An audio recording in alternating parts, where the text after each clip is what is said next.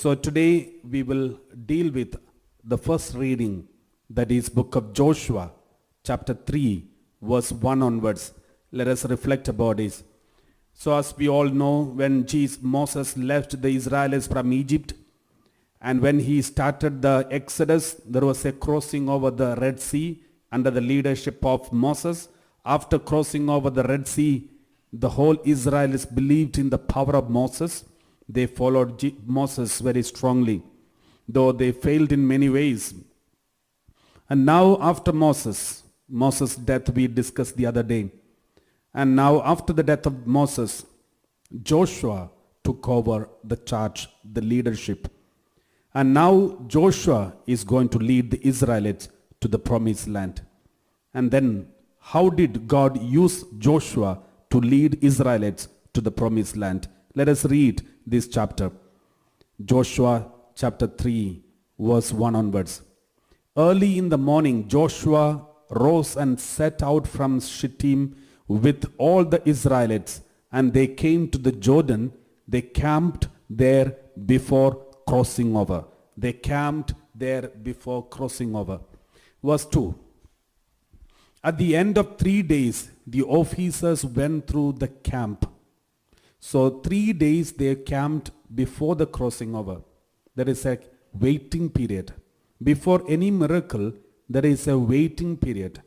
Before any breakthrough, there is a waiting period. We have to calm down in the presence of God. We have to wait.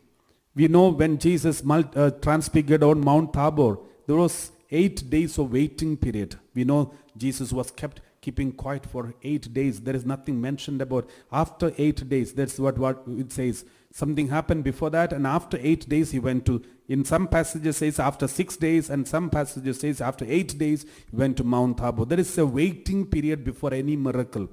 That means there is a time that we need to spend in the presence of God. There is a time for waiting for the Lord. So that's why in the Psalms you can read so many passages. It says, blessed are those who wait for the Lord. Blessed are those who wait for the presence of God. Wait in the presence of, wait for the Lord. So we all have a waiting period before any miracle that is going to happen here. After 3 days waiting, camping just before crossing over, the officers went through the camp, verse 3, and commanded people, when you see the ark of the covenant of the Lord your God, who carried by the Levitical priest.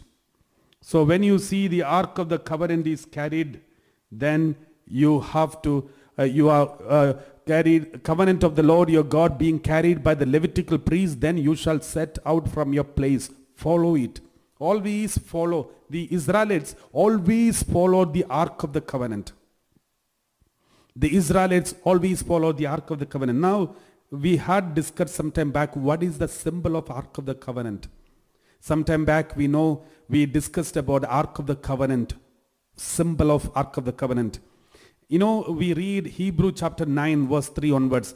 What all things are there in the Ark of the Covenant? Ark of the Covenant is so precious, not because of the beauty of the Ark of the Covenant, not because the sculpture or maybe speciality of the Ark of the Covenant. Ark of the Covenant is so powerful and holy because of the things inside of the Ark of the Covenant. What are the things which were inside that Ark of the Covenant? Behind we read Hebrew chapter 9 verse 3.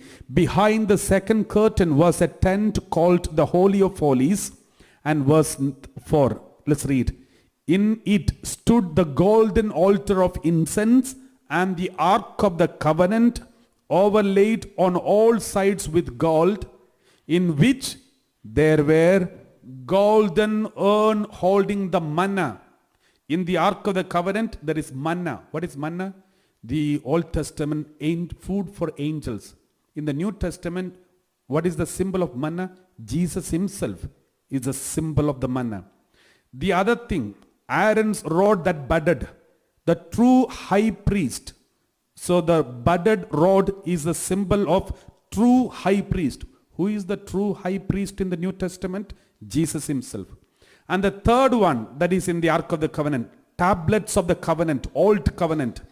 The tablets of covenant that is coming from God. So tablets of covenant coming from God, the budded rod comes from God, manna comes from God. And the tablets of covenant, the old covenant, what is the symbol of that old covenant? The new covenant, that is Jesus himself. So the manna, the rod, the tablets, all three symbolizes Jesus. And who is carrying this symbol of Jesus? The Ark of the Covenant. So what is the Ark of the Covenant? Symbol of Ark of the Covenant. Ark of the Covenant is Mother Mary, who carried Jesus in her womb and gave to the human beings. Therefore, the moment you see Ark of the Covenant, inside the Ark of the Covenant, these three things, that means it is the symbol of Mother Mary and Jesus. Mother Mary carrying Jesus in her womb.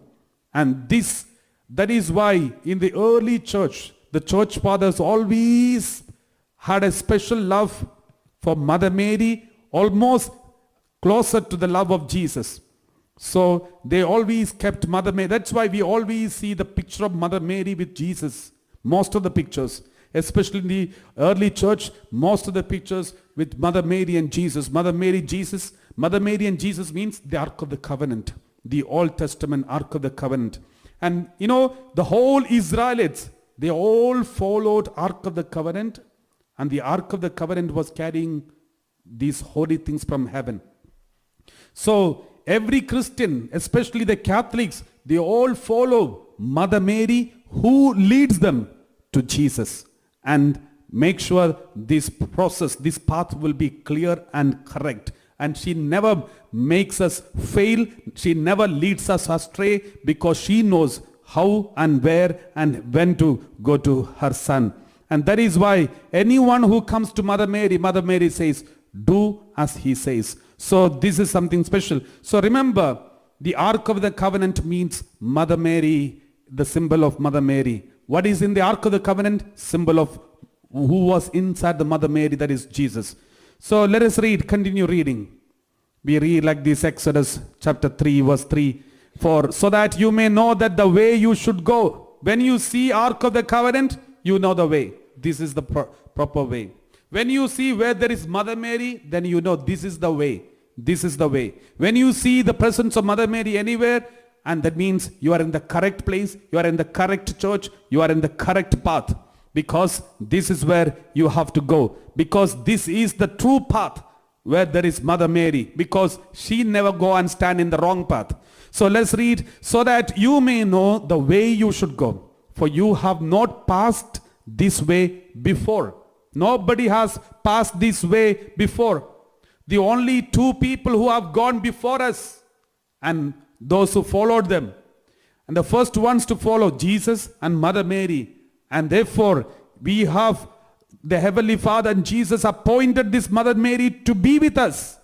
Because just before the death, Jesus said, here is your mother and here is your son.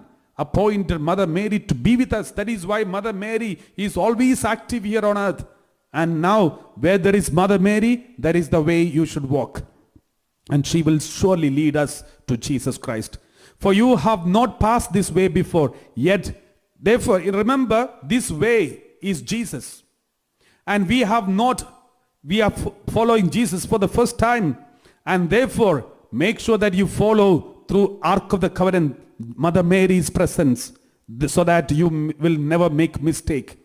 So there are many people, when you identify a church, you know, the moment you see a statue or picture of Mother Mary, you know, this is Catholic Church. The same way, the moment you see the presence of Mother Mary anywhere, you see this is the way you should go. For you have not passed this way before, yet there shall be a space between you and it, a distance of about 2,000 cubits. Do not come any near to it. Keep a distance from the Ark of the Covenant, because you have to follow with respect and holiness. And therefore, a reverential distance should be there. Verse 5. Then Joshua said to the people, sanctify yourselves, for tomorrow the Lord will do wonders among you. So sanctify before any miracle. If you really want miracle, you have to sanctify yourself. So before any miracles that you wait for, make sure that you sanctify yourself. Go for confession. Prepare yourselves, because so that God can work in you. God can do something in you. Therefore, be ready. Be prepared. Anyone who wait for the Lord, don't just ask, depend on the preacher or depend on anyone who wants to do miracle in your life, but do something from you, that is sanctifying yourself, purifying yourself. Therefore, that is why in every retreat, when we make sure, make the people attend the retreat, the first day is given for sanctification, purification, prepare them to remember the sins and go for confession. And then the next day onwards, healing and deliverance takes place. So purification is very important for any healing and miracle. Then verse 6. To the priest Joshua said, take up the ark of the covenant and pass on in front of the people. So they took up the ark of the covenant and went in front of the people. So ark of the covenant, Mother Mary should walk in front of us, and therefore we can follow. Let's read verse 7. The Lord said to Joshua, now the Lord is telling Joshua, Joshua, you are the leader whom I have appointed in place of Moses, who was leading for the last so many years. You know, Moses led, when Moses died, he was 120 years old. 40 years he was with Pharaoh as the prince of Egypt. He was prince of Egypt 40 years. Then 40 years he was a shepherd in the wilderness. And then 40 years he was leading Israelites to the promised land. So 40, 120. So the first 80 years was nothing but a preparation for the last 40 years. So 80 years was preparation just for the 40 years of his ministry of leading the people to the Israel. Now Joshua is the new leader. Now God says, this day I will begin to exalt you in the sight of all Israel, so that they may know that I will be with you as I was with Moses. This is something very, very interesting. Joshua is given a new ministry, new authority, new position. Now God is giving the provisions for this position. God is supporting his position. God is exalting him. God is helping him to establish his position. Remember, this is something that the church believes. Anyone who is appointed for a position, the grace connected to that position will be automatically applied to him, given to him. Even if he's a good for nothing fellow, becomes gets a position in the church, and then the Lord will also give the special grace for him to lead that position. For example, maybe some people, they don't know how to be a husband, how to be a wife, and how to lead a family life. They are very immature people. But the day when they receive the sacrament of marriage, after that you will see suddenly a maturity is in them. Suddenly they become mature. Suddenly they become so strong. Suddenly they become a leader. Suddenly they become something special, something different. The same way, when somebody is appointed to be a parish priest, maybe somebody a superior in charge, or a director, or maybe a bishop of a diocese, suddenly the moment they are appointed to that position, there is a special grace to that position. The moment you sit in that position, the Lord will give the special grace to that position. God will work and God will do in such a way that he is established in that position. He is successful in that position. God helps us, those who are in the position. When you are given a responsibility, maybe you are in charge of a leadership, a group, a community or a group, maybe a ministry, maybe something God has made you as in charge, and then suddenly you will get a special maturity and special blessing, special grace to lead that group. And even you will wonder how you are able to lead, because it is a special grace the Lord works. So today Joshua is supposed to lead the group, and the Lord says, I will do something so that your name will be exalted. You will be exalted, your position will be established, and people will respect you, and everyone will honor you, and your position will be just as it was in the case of Moses. So this is how God helps. God helps people. So this day I will begin to exalt you in the sight of all Israel, so that they may know that I will be with you as I was with Moses. Verse 8, let's read. You are the one who shall command the priest. You have to command the priest who bear the ark of the covenant. When you come to the edge of the waters of the Jordan, you shall stand still in the Jordan. Verse 9. Joshua then said to the Israelites, draw near and hear to the words of the Lord your God. Verse 10. Joshua said, by this you shall know that among you is the living God, who without fail will drive out from before you the Canaanites, Hittites, Hivites, Perizzites, Girgashites, Amorites, and Jebusites. Verse 11. The ark of the covenant of the Lord of all the earth is going to pass before you into the Jordan. Verse 12. So now select 12 men from the tribes of Israel, one from each tribe. Verse 13. When the soles of the feet of the priest who bear the ark of the Lord of all the earth, rest in the waters of the Jordan, the waters of the Jordan flowing from above shall be cut off, they shall stand in a single heap. So Joshua is saying, and it happens. My dear brothers and sisters, this is the speciality of anointed ones, the leaders. When they say something, it will happen. God will make it happen. That is why when God appointed the 12 priests, 12 apostles, and God said, go and preach the gospel. Whatever you say, it will happen. Command, it will happen. You have to proclaim, declare the release for captives. You just declare it. It will happen. We also read from the word of God. Bible says very clearly that God fulfills the prediction of his servants. The servants are supposed to predict, and God's duty is to fulfill it. We read Isaiah 44 verse 26. Isaiah 44:26, who confirms the word of his servant and fulfills the prediction of his messengers, who says of Jerusalem it shall be inhabited, so it will happen. So God fulfills the prediction of his messengers. That is why during the live streamings we are asked by the Lord just to release, to predict, just to say what the Lord is inspiring us, and it will happen. That is why many people, when they give testimonies, they say, Father said so and so, I got healed. And Father said this healing, and we claimed it happened. Father said these things. So what does it mean? It is the duty of every priest, any priest, whether me or anyone, any priest, even your parish priest, anyone, whoever, those who have this authority of the priesthood, just say it will happen. Because God says he will fulfill the prediction of the messengers. And it is the duty of God to fulfill it. And it is our duty to proclaim it. Just say it. And yesterday, the other day, we also saw God said to Moses, tell the rock to give the water. Moses disobeyed. Instead of speaking to the rock, he was busy giving a lecture to the people. So God gave him a small punishment and said, don't enter into the promised land. So this is how many times we just obey. Just say to the problem, say to the sickness, move in the name of Jesus. It will move.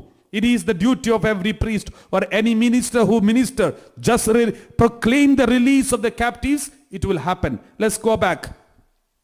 Joshua 3:14, when the people set out from their tents to cross over the Jordan, the priest bearing the ark of the covenant were in front of the people. Priests were carrying the ark of the covenant. They were moving in the front, and all the people keeping a distance from the ark of the covenant, a reverential distance, and they were following the ark of the covenant. And the priests were carrying the ark of the covenant. They came at the bridge, at the edge of the river Jordan. Let's read verse 15.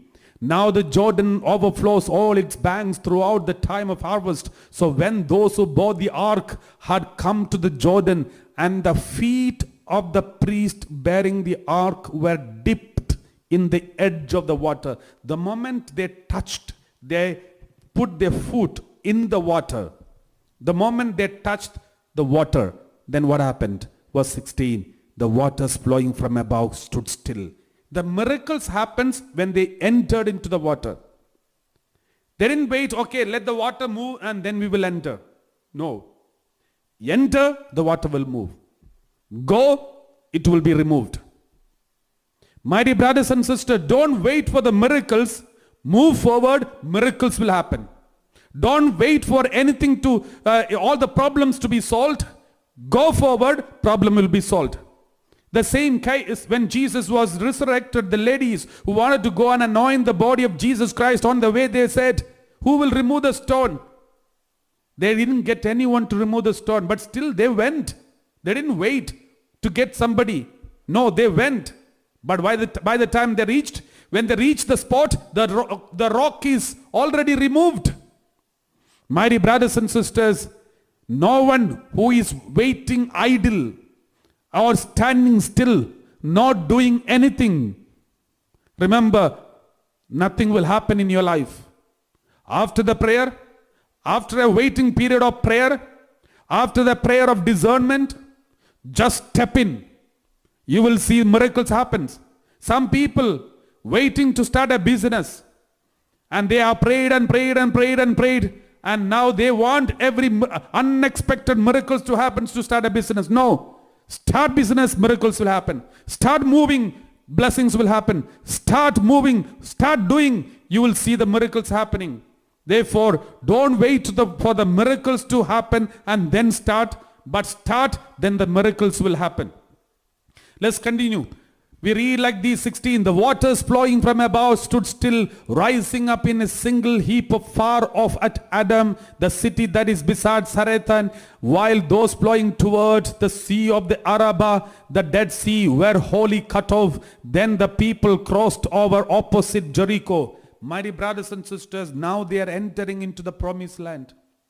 Between the promised land and between promised land and the wilderness, there is only one boundary, that is the Jordan boundary, Jordan River. Once you cross over Jordan River, you are entering into the promised land. Before the Jordan River, that is wilderness.